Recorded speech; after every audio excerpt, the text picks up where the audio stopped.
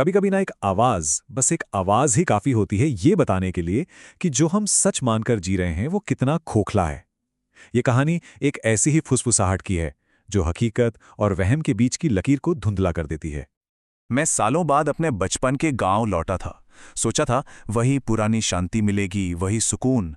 लेकिन मैं गलत था। पहली ही रात कुछ तो था जो ठीक नहीं लग रहा था। मेरे कान के पास से एक ठंडी सी सांस गुजरी। पता है, ये सिर्फ हवा नहीं थी, ये एक आवाज थी। एकदम खामोशी में एक ऐसी आवाज जिसे वहां होना ही नहीं चाहिए था। और बस वो एक अकेली अजीब सी आवाज, वो एक शुरुआत थी। उस कहानी में मेरे दाखिल होने की शुरुआत, जिसे मैं सच कहूं तो हमेशा से टालता आया था। दिमाग तो हजार बहाने बना रहा था कि अरे वहम होगा, पर दिल जानता था जो मैंने सुना था वो इस दुनिया का तो बिल्कुल नहीं था। और जब मैंने अपनी दादी को ये बात बताई ना, तो उनके चेहरे का रंग ही उड़ गया, मानो उन्होंने कोई भूत देख लिया हो। और उनका पहला सवाल, बस उसी एक सवाल ने उनके डर की पूरी कहानी बयां कर दी। उन्होंने मेरे डर को एक नाम दिया, कर्ण पिशाचिनी। मतलब कानों में फुसफुसाने वाली एक पिशाचिनी। गांव की कहानियों में कहते हैं कि ये वो शक्ति है जो फुसफुसाकर आपको सब बता सकती है, आपका अतीत, आपका भविष्य। लेकिन उसकी कीमत बहुत भयानक होती है। तो ये समझने के लिए कि आखिर मेरे साथ ये हो क्या रहा था, मुझे उस औरत की कहानी सुननी पड़ी, जिसका दर्द, जिसकी चीखें आज भी उस कुएं के पास गूंजती हैं। उसकी कहानी सिर्फ किसी भूत की कहानी नहीं थी। नहीं, ये तो एक श्राप की कहानी थी। एक ऐसा श्राप जो धोखे की आवाज से पैदा हुआ था और अपने ही कानों से मिले जख्मों से। जो थोड़ा बहुत शक मेरे मन में था ना, वो अगली रात पूरी तरह से खत्म हो गया।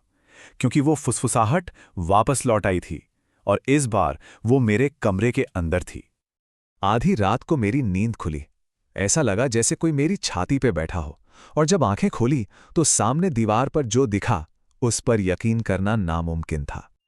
और फिर वही आवाज, वही पतली टूटी हुई सी फुसफुसाहट, इतनी धीमी लेकिन जहर की तरह, जो सीधे मेरे रूह में उतर रही थी। बाद में दादी ने बताया, ये दूसरी फूंक थी। ये कहानी का एक बहुत अहम पड़ाव था। इसका मतलब था अब वो आत्मा सिर्फ मुझे डरा नहीं रही थी, वो मुझसे जुड़ रही थी। उनकी चेतावनी बिल्कुल साफ थी, वो वापस आएगी, और अगली बार शायद आखिरी बार होगा। उस दूसरी फुसफुसाहट के बाद तो जैसे सब कुछ बदलने लगा। मेरे ख्यालों पर जहर की तरह उसका असर होने लगा। मैं जो देख रहा था, जो महसूस कर रहा था, वो मेरा था ही नहीं। असलियत क्या है ये समझ आना बंद हो गया था। अब एक बात तो साफ थी, हम तीसरे हमले का इंतजार नहीं कर सकते थे। हमें उसका सामना करना ही था, और वहीं जहां से ये सब शुरू हुआ था। लेकिन उसने हमसे पहले हमें ढूंढ लिया। मैं सो रहा था और उसने अपनी आखिरी वो रूह खींच लेने वाली फूंक मारने की कोशिश की। उसकी आवाज में एक अजीब सी जीत थी, जैसे वो कामयाब हो गई हो। और ठीक उसी वक्त मेरी दादी कमरे में आईं। उनकी प्रार्थनाओं और धूप ने उस अंधेरे को बस आखिरी पल में भगा दिया। फिर गांव के एक जानकार ने हमें समझाया कि हम सब कुछ गलत कर रहे हैं।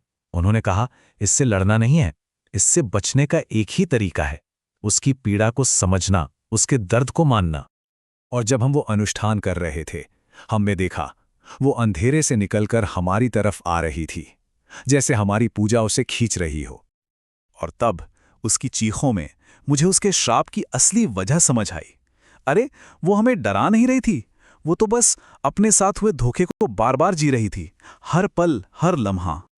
उस अनुष्ठान ने काम तो किया, वो गायब हो गई। लेकिन उसके जाने के बाद जो खामोशी थी ना, वो खाली नहीं थी, उसमें कुछ था। मैं शहर वापस आ गया। वो ठंडी सांस, वो फुसफुसाहटें, सब बंद हो गया, सब खत्म। अब तो अपनी जिंदगी में वो सब एक बुरे सपने जैसा लगता है, जैसे किसी और ही दुनिया की कहानी हो। पर कभी-कभी एकदम रात के सन्नाटे में मेरे दाहिने कान के पास एक बहुत हल्की सी सरसराहट होती है। बस एक आवाज जो मुझे यह सोचने पर मजबूर कर देती है कि क्या वो वाकई चली गई है। ये बस एक याद दिलाता है कि हमारी असलियत कितनी नाजुक है, और कुछ आवाजें अगर वो एक बार आपको ढूंढ लेना तो वो कभी जाती नहीं। वो बस आपकी खामोशी का हिस्सा बन जाती हैं।